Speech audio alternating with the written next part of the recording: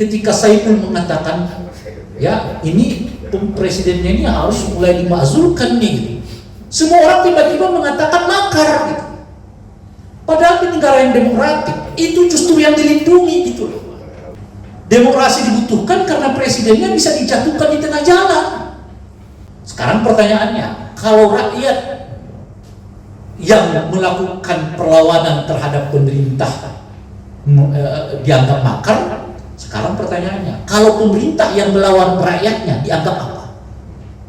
Kalau kemarin kan udah di dalam survei yang dilakukan oleh Saiful juga dan kawan-kawan kan, mayoritas rakyat Indonesia itu nggak setuju kita bergabung dengan BOP. Kan artinya apa? Melawan kehendak rakyat. Makar nggak? Ini pertanyaan lo ya. Ini pertanyaan lo ya. Jadi jangan pula nanti dipotong-potong. Kawan-kawan sekalian, ini semua tadi udah disebutkan oleh Arif dan Bung Alif ya, nggak ada yang melakukan kritik. Sebab apa gitu ya? Sebab hidup orang sekarang tergantung pada negara. Sehingga dapat perintilan negara pun oke gitu loh. Yang penting ada negaranya di situ gitu. Yang saya sebut tadi ini sering saya sebut itu sebagai mentality pejabatisme. Orang tuh sekarang asal dikaitkan dengan istana itu status keluargaannya itu naik gitu loh. Berbanding para pengamat, aktivis yang oleh banyak buzzer disebut karena nggak pernah dapat jabatan. Jadi selalu diberikan ke sana. Orang tuh kalau ngeritik karena dia nggak dapat jabatan. Jadi kita masuk dalam sebuah sistem yang melihat jabatan itu adalah segala-galanya. Gitu. Maka yang baca buku-buku kiri yang paling kiri sekalipun sekarang komprominya dengan pemerintah yang di tengah. Orang waktu mahasiswanya dahulu anti militerisme yang sangat kuat, sekarang dukung pemerintahan dari backgroundnya adalah seorang militer. Karena itu, karena kultur pejabatisme yang memandang bahwa pejabat itu adalah sesuatu yang sangat mulia, jabatan itu sesuatu yang sangat penting gitu. Sehingga orang-orang yang di luarnya itu dianggap tukang rusuh. Saya pernah selepas pemilu tahun 99, saya mengundang Cak Nur untuk berpidato menggambarkan tentang apa yang dilakukan oleh civil society pasca pemilu tahun 99 yang digambarkan oleh dunia internasional sebagai pemilu yang sangat menarik, sangat bagus. Cak Nur berpidato tahun 2000 dengan menyebut pentingnya dibangun oposisi. Oposisi satu kultur yang sangat jauh dari kultur orang Indonesia yang dikenal dengan harmoni gitu ya, lalu konsensus ya, yang sekarang dipakai nih apa istilahnya itu ya harmoni lah ya, kompromi, bukan kompromi, harmoni kan. Kalau kompromi itu kan dialog ya enggak. Kalau harmoni itu takut pada perbedaan, daripada muncul perbedaan kita lebih baik diam-diam seolah-olah kita sama gitu ya. Itu namanya harmoni. Kalau kompromi itu diperdebatkan dulu, kamu maunya apa, saya maunya apa. Nah, kita ketemu di titik tertentu, itu namanya kompromi. Tapi kalau harmoni itu di kepalanya udah muncul, kalau saya nanti terlalu kencang ribut nih. Jadi dia lebih baik memilih diam demi apa yang disebut dengan stabilitas nasional, stabilitas itu dibandingkan ribut gitu. Ya semacam itu. Jadi kita oleh Cana menyebut susah membayangkan sebuah oposisi dari sebuah masyarakat yang di dalam kepalanya itu sangat kuat apa yang disebut dengan kata harmoni.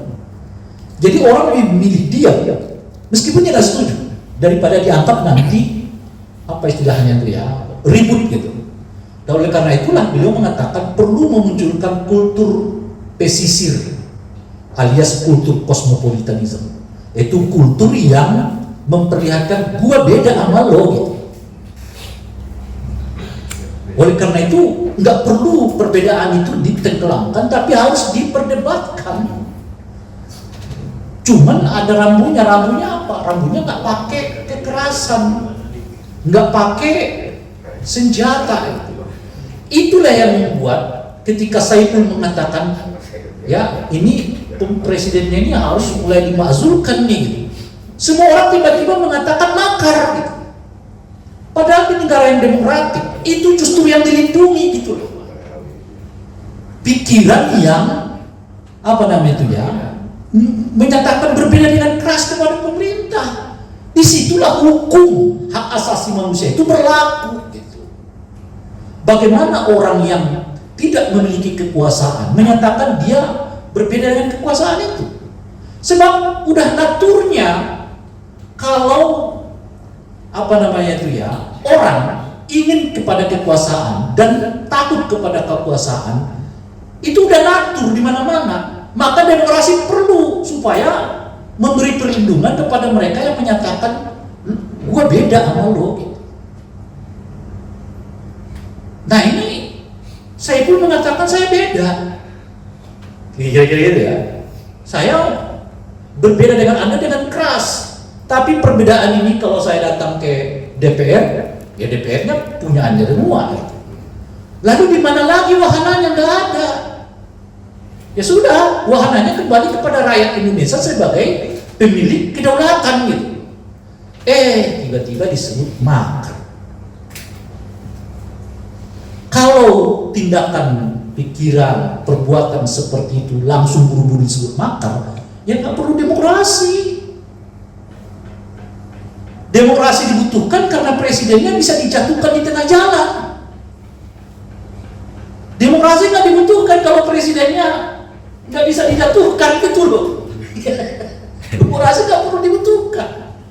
Demokrasi dibutuhkan tuh karena orang punya hak menjatuhkan jangan sekali-kali jangan kita sebut inilah ya, karena bukan pemegang kedaulatan, bukan mandataris dari rakyat itu, dia mandataris kita. Jadi kalau saya nggak puas, ya lo berhenti, kan begitu aja gitu. Kan dia bukan lebih hebat dari kita. Pemilik kedaulatan di Republik ini loh rakyat Indonesia. Ya, kalau mereka yang menjalankan kedaulatan itu enggak memuaskan kita, ya kita bisa berhentikan. Lu berhenti aja, lu nggak becus, kan kira-kira gitu. Nah, pakai pas. Jadi cara mandang kritik terhadap pemerintah atau keinginan menjatuhkan pemerintah itu sebagai makar, lagi-lagi itu cara pandang dari kultur pejabatisme itu gitu. Bahwa pejabat itu lebih tinggi dari rakyat ini, sebab karena lebih tinggi dia nggak boleh diganggu. Sekarang pertanyaannya, kalau rakyat yang melakukan perlawanan terhadap pemerintah dianggap makar, sekarang pertanyaannya, kalau pemerintah yang melawan rakyatnya dianggap apa? Ya itu dia. Bahasa yang lain, kenapa sih nggak pernah ada tafsir makar itu adalah pemerintah yang melawan rakyat gitu? Karena selalu makar itu tafsirnya rakyat melawan pemerintah. Mengapa nggak ada tafsir pemerintah yang melawan rakyat itu juga adalah makar? Kalau mau, karena kan pondasinya itu kan melawan konstitusi. Siapapun yang melawan konstitusi secara umum dapat disebut tindakan makar. Kalau kita menjatuhkan pemerintah, bukan karena pemerintahnya yang dilanggar sebetulnya, penjatuhan, karena itu dianggap melanggar konstitusi. Lah, kalau pemerintahnya sendiri yang melanggar konstitusi, mengapa nggak disebut makar? Contoh misalnya, kalau kemarin kan dari dalam survei yang dilakukan oleh Saiful juga dan kawan-kawan kan, mayoritas rakyat Indonesia itu nggak setuju kita bergabung dengan BOP. Kan artinya apa? Melawan kehendak rakyat. Makar nggak? Ini pertanyaan lo ya. Ini pertanyaan lo ya. Jadi jangan pula nanti dipotong-potong. Berdasarkan surveinya Saiful. Iya. Dengan keseluruhannya. Kalau kemarin ada survei, mayoritas rakyat mengatakan nggak setuju dengan apa namanya itu ya, Indonesia bergabung dengan BOT. Dan tidak dikonsultasikan dengan DPR. Dan kalau dikait-kaitkan lagi, sebetulnya punya potensi melanggar konstitusi karena melanggar undang-undang. Konstitusi malah ya pasal 11 itu. Semua perjanjian internasional yang berjangka panjang dan berdampak luas terhadap Indonesia harus melalui persetujuan DPR. Nah, pertanyaannya adalah, kalau sudah jelas-jelas rakyat Indonesia menyatakan nggak setuju, tapi presidennya tetap jalan, termasuk kategori makar apa enggak? Ini pertanyaan ya. Yang jawab tuh kalian-kalian semua. Saya udah bertanya ya. Jadi orang punya kebebasan untuk menyatakan itu sebagai makar atau Oh iya dong, iya ya. Karena kan kata makar itu kan netral kan sebenarnya. Kita aja itu yang membuat definisi bahwa yang disebut dengan makar itu adalah melawan pemerintah. Itu kebiasaan kita di Orde Baru gitu. Bahwa makar itu tafsirnya selalu rakyat yang melawan pemerintah. Kalau pemerintahnya yang melawan kehendak rakyat, gimana? Apa namanya? Bagaimana penggolongannya? Gitu. Kan kalau pemerintah melawan kehendak rakyatnya, kan mekanismenya ya memang dia harus dimakzulkan kan itu. Loh ketika dia dimakzulkan dia malah disebut makar, kan aneh.